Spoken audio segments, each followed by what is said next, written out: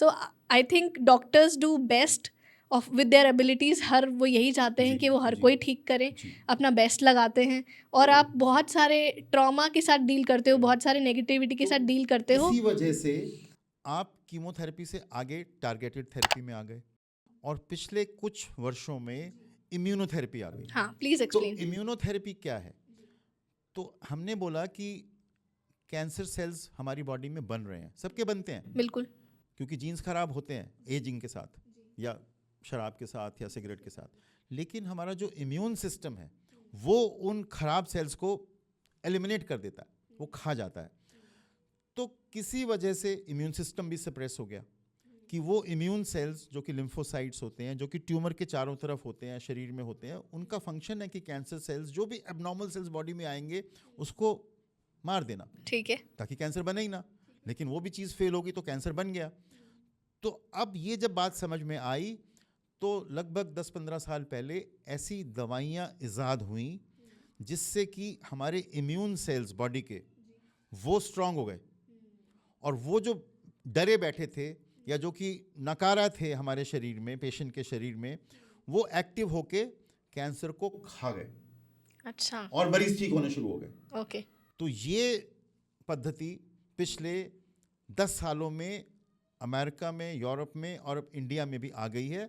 और ये simple injection है जो कि हम ड्रिप के ज़रिए देते हैं, और आप इमेजिन नहीं कर सकते 30 से 40 cancers type, lung cancer, kidney cancer, oral cancer, cervix cancer, breast cancer, सब में ये लागू हो रहा है। वाओ। एक्सपेंसिव है आज की डेट में, कोई भी दवा नहीं आती है, बहुत रिसर्च होती है तो बहुत पैसा लगता है, तो शुरू में दवाई की कीमत ज़्यादा होती है।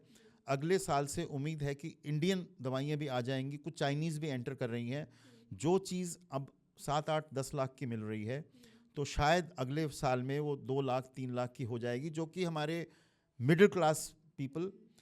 और फ़र्क क्या है टारगेट थेरेपी में और इम्यूनोथेरेपी कीमोथेरेपी में अच्छा। और इम्यूनोथेरेपी में? इम्यून सेल्स जो हमारे एक्टिवेट हो जाते हैं इन दवाओं के ज़रिए, वो सालों साल हमारी बॉडी में रहते हैं। तो पहले कीमोथेरेपी से या टारगेट थेरेपी से हम केवल मरीजों की ज़िंदगी को प्रोलॉन्ग कर पा रहे थे। अब जिसको इम्यूनोथेरेपी सूट कर जाए, जो कि पता नहीं है कि किसको सूट करेगी, ये सब कैंसर की एक बात है और वो ऊपर वाले के हाथ में है। लेकिन जिसको इम्यूनोथेरेपी सूट कर जाए, 100 में से 20 से 25% लोग जो कि मरने वाले थे 5 साल से भी ज़्यादा ठीक हो रहे हैं। वाओ। तो ये इम्यूनोथेरेपी की एक बहुत बड़ी कामयाबी है कैंसर को मारने में, एडवांस स्टेज के। एडवांस, यही मैं पूछने वाली थी आपसे एडवांस कि एडवांस स्टेज में भी। 4th स्टेज में। Wow, this is brilliant. तो ये उदाहरण देता हूँ। 40 साल का एक इंसान था, आज से 4 साल पहले कोविड के टाइम में मेरे पास आया, दोनों लंग्स में कैंसर फैला हुआ था, कोई उम्मीद नहीं थी, कीमो लगाई नहीं ठीक हुआ। उसी वक्त 4 साल पहले ही इम्यूनोथेरेपी की दवाई आई थी, वो लगानी शुरू करी, 2 साल उसको दवाई लगाई, अब 2 साल से दवाई बंद है, वो बिल्कुल ठीक है। कैंसर तो नहीं ये है। उदाहरण लंग कैंसर के, जो कि मैंने बोला 6 महीने इंसान जीता था शुरू में, आज से 25 साल पहले, अब वो बिना इलाज के 2 साल से नॉर्मल है। और ऐसे एक नहीं, हज़ारों पेशेंट्स हैं दुनिया में जो कि लंग कैंसर के, जिनको इम्यूनोथेरेपी सूट कर जाए, खासतौर पे जो स्मोकर हैं, उनके अंदर ये दवाओं के काम करने की संभावना ज़्यादा होती है इम्यूनोथेरेपी की, तो लोग ठीक हो रहे हैं।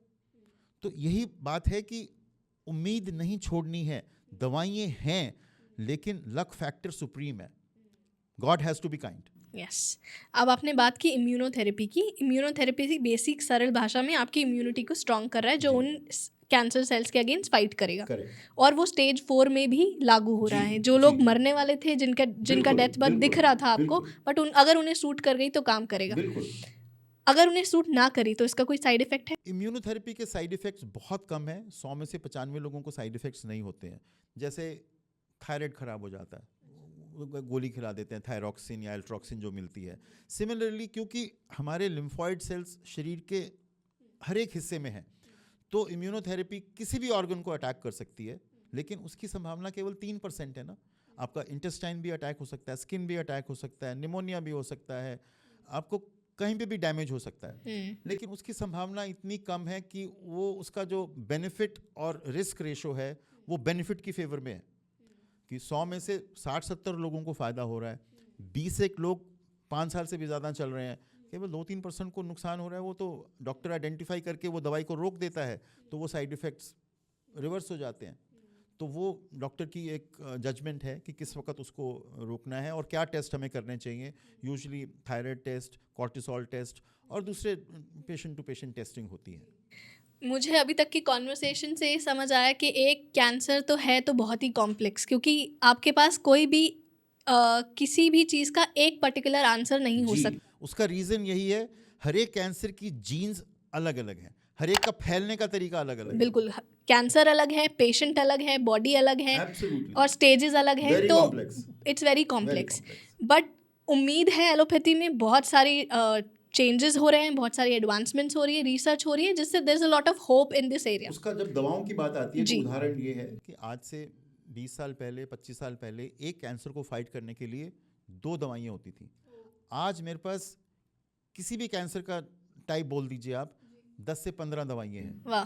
तो मैं उनको सीक्वेंस करता हूँ, 2 दवाइयाँ देता हूँ पहले, उससे पेशेंट को 6 महीना, साल, 2 साल जितना भी ठीक होना है वो मिल गया। फिर बीमारी लौट के आ गई, फिर मेरे पास 10 दवाइयाँ बची थी, फिर मैंने दवाएं बदल दी, उससे फिर 6 महीने, साल मिल गया। तो सीक्वेंसिंग अब बहुत कॉमन है, वैरायटी ऑफ कैंसर। आपको एक्सपेरिमेंट करना पड़ता है। Very good question. All cancer treatment is hit and trial. उसका क्या मतलब है? अगर किसी को यूरिन में इन्फेक्शन होती है, आपने उसका यूरिन सैंपल लिया, उसमें से बैक्टीरिया को पकड़ा, ग्रो किया, देखा कौन सी वाली एंटीबायोटिक उसको मार सकती है, तो वो हमने दे दी। कैंसर में ये नहीं है। रोज़ मेरे से पेशेंट पूछते हैं, सर ऐसी दवाई बताओ ना जो कि मेरे कैंसर को ही मारे, तो वो टेस्ट अभी नहीं बने।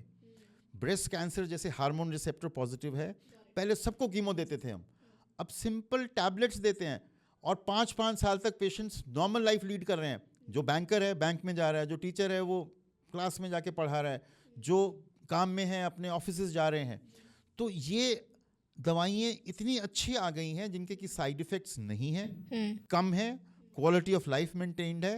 एंड आई रिपीट कि कैंसर को हमें क्रॉनिक डिजीज़ में परिवर्तित करने में कामयाब हो रहे हैं और इसमें और कामयाबी मिलने वाली है। क्रॉनिक डिजीज को परिवर्तन करने में आप लोग कामयाब हो रहे हैं, keeping in mind the quality of life is maintained.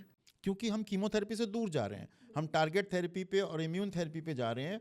और अगर कीमोथेरेपी करनी भी पड़ती है तो वो 4-5 महीने करनी पड़ती है, उसके बाद मेंटेनेंस हम hormonal therapy, target therapy, immunotherapy की दवाइयाँ देते हैं जिससे कि कैंसर कंट्रोल में रहे। Welcome to India's first magical podcast. ऐसे ही अपनी नॉलेज को अपग्रेड करने के लिए, मोटिवेट होने के लिए और मैजिक से एंटरटेन होने के लिए सब्सक्राइब कीजिए to our channel hocus pocus shorts and clips.